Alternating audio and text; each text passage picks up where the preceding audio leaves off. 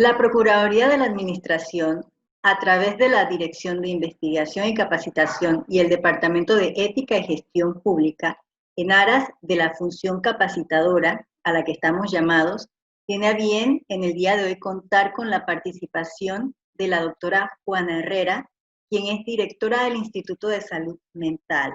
Ella en el día de hoy nos va a hablar del tema salud mental en el ámbito laboral y social. Queremos, antes de darle los micrófonos, agradecerle a la doctora Juana Herrera su participación en nombre de la Procuraduría, del señor Procurador y su equipo de trabajo. Soy la doctora Irania Perigó, jefa del Departamento de Ética y Gestión Pública, y nuevamente, bienvenida doctora, le paso los micrófonos. Muy buenos días, muchas gracias por la oportunidad, doctora, colega mía, y al señor Procurador de la Administración, por esta oportunidad de compartir un tema tan importante como es el tema de la salud mental y sobre todo en el ámbito laboral. Pero para hablar de la salud mental en el ámbito laboral tenemos que hablar de lo que es la salud mental en general y cómo está la situación de la misma. Para ello hemos traído la definición de salud mental. Muchas veces las personas creen que el que tiene una enfermedad como un trastorno afectivo bipolar, una psicosis esquizofrénica, un consumo de sustancias, es la persona que no tiene salud mental. Pero la salud mental no se define como ausencia de enfermedades de este tipo o trastornos de este tipo, sino que es el bienestar que establece el individuo con su medio para poder potenciar todas esas capacidades que tiene y poder ser productivo y contribuir a su comunidad. En Panamá, la reestructuración de la atención de la psiquiatría y de los servicios de salud mental ha pasado por varias etapas, y esto es importante para que sepan de dónde van los avances que hemos tenido en nuestro país. La Declaración de Caracas, que luchó por los derechos de los pacientes de salud mental y por la reducción de camas en los hospitales psiquiátricos o en los manicomios en ese periodo, que eran depósitos de personas que no querían en las comunidades. El Principio de Brasilia, que fue 15 años después para ver cómo se había avanzado en los países de Latinoamérica y el Caribe.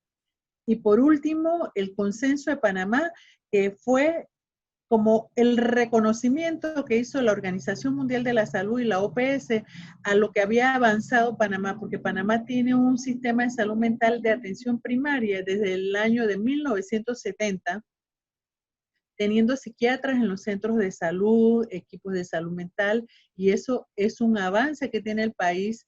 Además de eso, la reducción de camas en el hospital psiquiátrico, antiguo hospital psiquiátrico, y la disminución del presupuesto en los hospitales y el aumento de presupuesto de salud mental en atención primaria.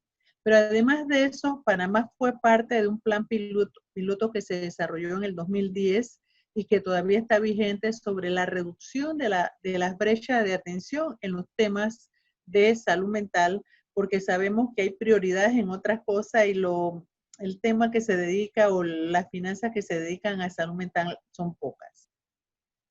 ¿Qué aspectos ellos valoraron ahí? La depresión, el tema de la psicosis tipo esquizofrénica, el tema de los trastornos neurológicos, el abuso de sustancias, los trastornos del desarrollo y de la adolescencia.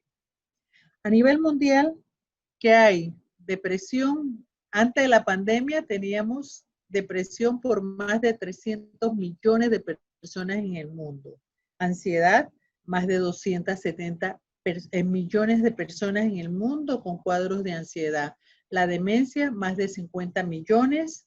Epilepsia, más de 50 millones. Esquizofrenia, más de 21 millones de personas en el mundo antes de la pandemia estaban sufriendo de esto.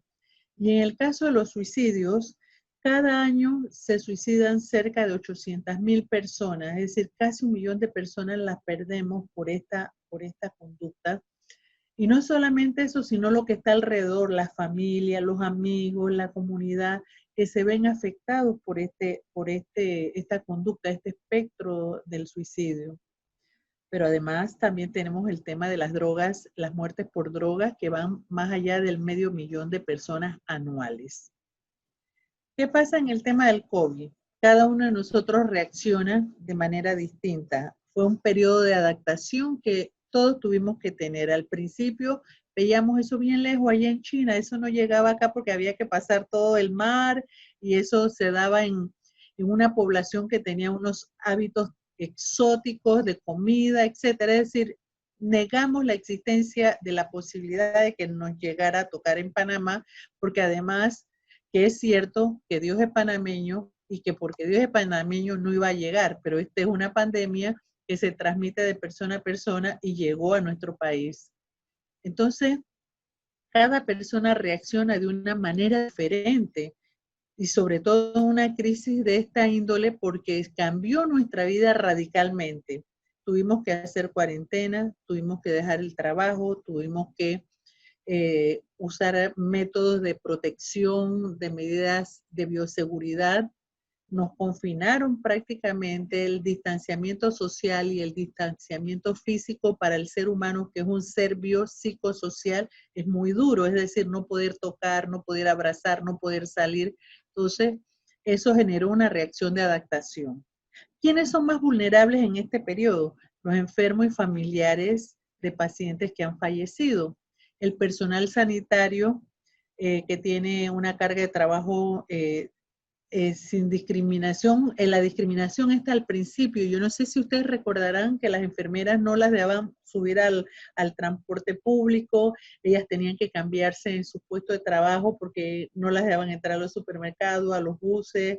Entonces, pero además del personal sanitario, tenemos también el personal de primera línea de seguridad, los policías, el personal de aseo de la calle, que se vieron involucrados en esto también, en este agotamiento que se tiene después de más de 100 días. Aumento de la violencia contra niños y mujeres. Si ya antes teníamos unas cifras de violencia contra la mujer y de abuso contra los niños, en el encerramiento, esto también es un factor a considerar. Los ancianos per se, sin ninguna alteración de salud mental, son ya afectados desde antes de la pandemia. Es decir, usted ve que después que usted se jubila, que usted no aporta, que usted camina suavecito, que habla lo mismo muchas veces, ya nadie quiere sacarlo, ya nadie quiere atenderlo, no le prestan atención. Esas personas muy vulnerables, además de eso, que ustedes ven que la mayoría de los casos que se producen con casos mortales son personas de más de 50, 60 años. Entonces, hay un factor de riesgo ahí. Pero además también las personas con algún grado de discapacidad, ya sea físicas o mentales, también son vulnerables. En términos generales, la sociedad afectada en su salud mental se ve con este periodo. Este impacto es masivo: miedo, ansiedad, preocupación, depresión, estrés, irritabilidad. Esto es generalizado, esto no, algunos con más intensidad y otros con menos. ¿Qué puede provocar la pandemia? Temor y preocupación. En el puesto de trabajo, si oigo que alguien tiene un familiar con COVID positivo, yo no quiero ni que se me acerque, y comenzamos a cuchillar y alejarlo. Es decir, que hay que tomar medidas. Si es un contacto, hay que tener la certificación del sector salud que puede estar incorporado, porque también eso puede afectar al resto de los compañeros. Pero las personas, hay un efecto de la pandemia en las personas que no pueden dormir y concentrarse. ¿Qué pasa con una persona que tiene que ir a trabajar y no ha dormido bien? No rinde bien, tiene baja productividad o una productividad disminuida, no puede concentrarse. Si ha tenido otros problemas de salud crónicos, pueden exacerbarse porque la persona no está concentrada en lo que debe hacer. Y aquí en las crisis de los problemas de salud mental, para aquellos que tienen trastornos previos, se pueden exacerbar, y aquellos que nunca han tenido, que se sienten, entre comillas, los normales, pueden empezar a presentar sintomatología, ya sea de ansiedad, que es una de las más frecuentes, el tema de depresión, que también es un tema que se exacerba en esto, y la sensación esa, aunque no llegue a tener el cuadro clínico, de una desesperanza profunda de no saber qué es lo que nos depara el destino. Puede aparecer mayor consumo de alcohol, tabaco u otras drogas. De hecho, hemos visto que en los primeros meses de la cuarentena, los policías decomisaban alcohol de contrabando. ¿Qué significa eso? Que lo conseguían, y nosotros tenemos una historia como ciudad de Centroamérica de alto consumo de alcohol, según los estudios de CONAPRED, según los estudios de la OEA-CICAT, que han hecho las ventanas epidemiológicas en Panamá, las capitales centroamericanas y del Caribe. Entonces, eso es llamativo también. ¿Cómo manejamos el estrés? Ya sea en la casa o en el trabajo, porque ya tenemos dos tipos. Ya hay un grupo que está comenzando a retornar al trabajo. El teletrabajo, no crean que el teletrabajo nos protege de contraer la infección, pero nos aumenta la demanda, porque a veces las personas piensan que el teletrabajo es las 24 horas. Entonces, tengo que trabajar. Si soy mujer, tengo que hacer todos los quehaceres de la casa, pero además de eso estar pendiente de el trabajo por los medios tecnológicos. Y encima de eso, si tienen niños, si tienen un adulto mayor en la casa, es decir, que se triplica para las mujeres el trabajo en la casa. Y me protejo de no contaminarme, pero termino agotadísima al final del día sin ganas de hacer nada más. Y si tengo pareja, si tengo esposo, imagínense el pobre distanciamiento físico. Entonces, esto también hay que tomarlo en cuenta cuando son las mujeres que son las portadoras de los insumos o el requerimiento para la casa. El teletrabajo hay que administrarlo bien para cuidar la salud mental de nuestras trabajadoras.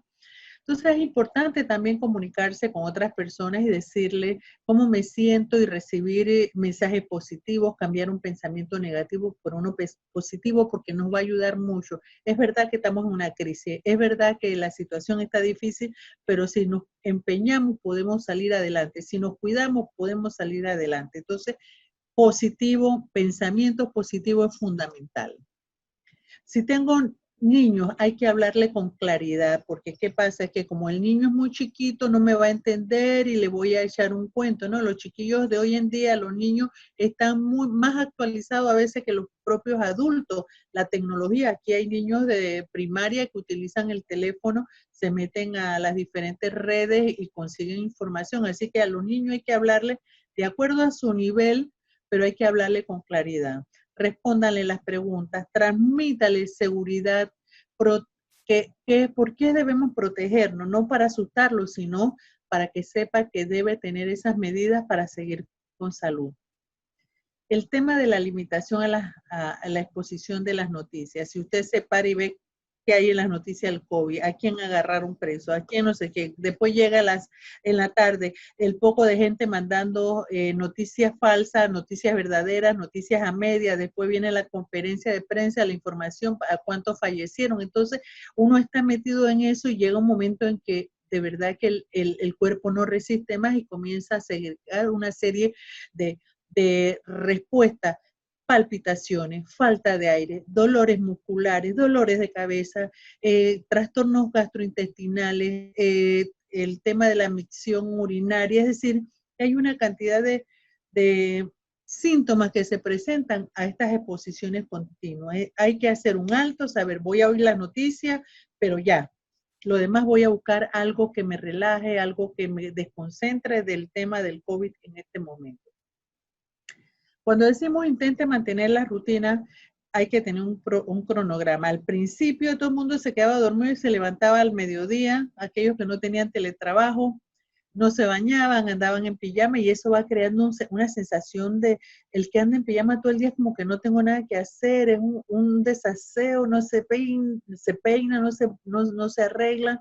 Fíjate que yo a veces me pongo a ver los Zoom o las plataformas virtuales donde sale, y yo veo gente que sale como despeinada y casi con bata. Oye, no, usted va a salir en plataforma, póngase un poquito bonito, póngase un suéter presentable, no esas camisetas porque usted va a mandar un mensaje, cómo usted se siente, cómo está agarrando esta situación. Entonces, si usted sale despeinado, mal vestido, la gente dice, está mal. Entonces, es un poco esto también, mantener una rutina para mantener mi autoestima, para mantener mi amor propio, mi imagen. Es decir, eso es fundamental, aunque esté en la casa.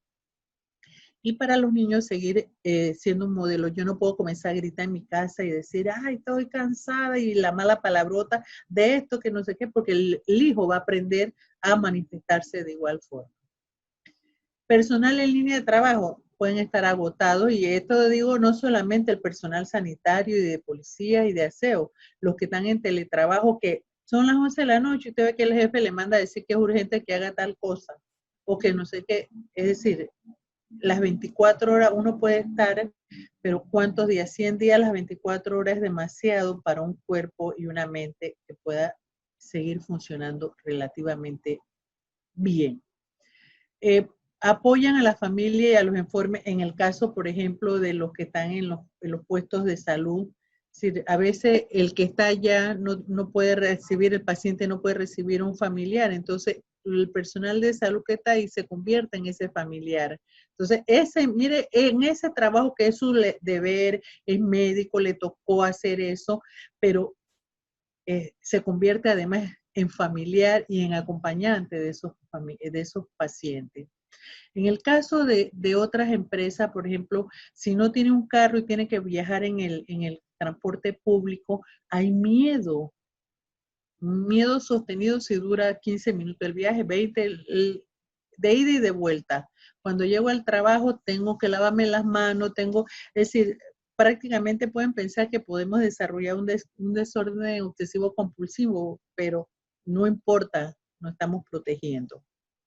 Entonces, temer contagiarse, contagiar a los suyos, porque ese es un temor que tenemos todos los que salimos a trabajar, no los médicos, todos. Alguien me toqué algo, no me di cuenta, alguien estornudó o habló y tiró una gotita de saliva, y llego a la casa y puedo contagiar a mis familiares con los que vivo. Entonces es un temor que uno genera. Entonces esto lleva culpa y aislamiento, porque no me toquen, háganse para allá, déjenme bañarme, dejo toda la ropa en una esquina y me meto al baño. Entonces esto va generando como una tensión en el trabajador, que se puede traducir en su puesto de laboral. Por ejemplo, esto salió en cuanto a los médicos en aquel tiempo, cuando empezó, que el 50% del personal de salud que estaba allá en Wuhan padeció de depresión. 44% de 1.257 médicos y enfermeras que atendían ahí, se le hizo un estudio, 44% presentaron ansiedad, 34% insomnio, y ninguno de nosotros ha estado sometido a esto. Y yo le pregunto a la mayoría de la gente que nos llama a la línea de teléfono del INSAL, ¿por qué está llamando? Es que no puedo dormir. Me acuesto y doy vuelta y son las 4 de la mañana, doctora, y no puedo dormir. Entonces, no tengo que ser parte del personal sanitario para tener insomnio, porque el miedo, la ansiedad, la depresión que se puede apoderar de mí me puede causar estos síntomas. 7 de 10 personas de estos estudiados relataron sufrimiento y preocupación. ¿Qué quiero, antes de cerrar en esta parte, quiero decir? Todos somos importantes. No podemos poner un médico o un miembro de del Comité de Bienestar Anti-COVID en los puestos de trabajo para vigilar y acompañar a cada trabajador. No podemos. Se dan las recomendaciones, se dan los insumos hasta donde se pueda dar. La otra parte la tiene que hacer cada uno. Cada uno, ¿por qué? Porque si yo no me lavo las manos, si yo estoy tocando todo, si yo tengo una mascarilla, que ahora no la tengo porque yo estoy sola en esta oficina, pero si me estoy tocando la cara, si tengo una mascarilla y la estoy tocando y meto la mano por acá y eso, yo estoy rompiendo la norma con respecto a la protección esa. Entonces, no podemos tener el personal que nos va a estar supervisando constantemente, sino que también nosotros, cada uno tiene una responsabilidad de cuidarse. Cuidarse para usted. La primera persona más importante es usted. Y segunda persona, la familia que vive con usted. Tercera persona, los que están trabajando con ustedes. y cuarto, ya la comunidad en general. Pero siempre usted debe pensar, si usted se cuida, usted está cuidando al resto de las personas que están alrededor suyo. Es importante el tema de salud mental. El tema de salud mental, mire, hemos transcurrido, y esto es importante, el tema de la salud mental ha dejado de ser un tema de atención para aquellos que estaban mal de la cabeza, a ser un tema importante para todo lo que tenemos miedo, tenemos ansiedad, tenemos tristeza, tenemos irritabilidad, estamos pasando problemas, pensamos que nos depara el futuro. Todos nosotros somos beneficiarios de una atención de salud mental que es necesaria. Y aunque no tuviéramos en pandemia, es importante que uno valore en estos momentos todas las enseñanzas aprendidas que necesitamos tener una buena salud mental. No hay cuerpo sano si no hay salud mental en ese cuerpo. Entonces, es una salud integral. El Ministerio de Salud ha estado indicándolo. Para poder seguir adelante, el primer anillo de seguridad somos cada uno de nosotros. Nosotros nuevamente queremos agradecerle en nombre de la Procuraduría de la Administración su atinada intervención en este tema. De verdad, muchas gracias. Gracias a ustedes y estamos a las órdenes en el Instituto Nacional de Salud Mental, dependencia del MINSA.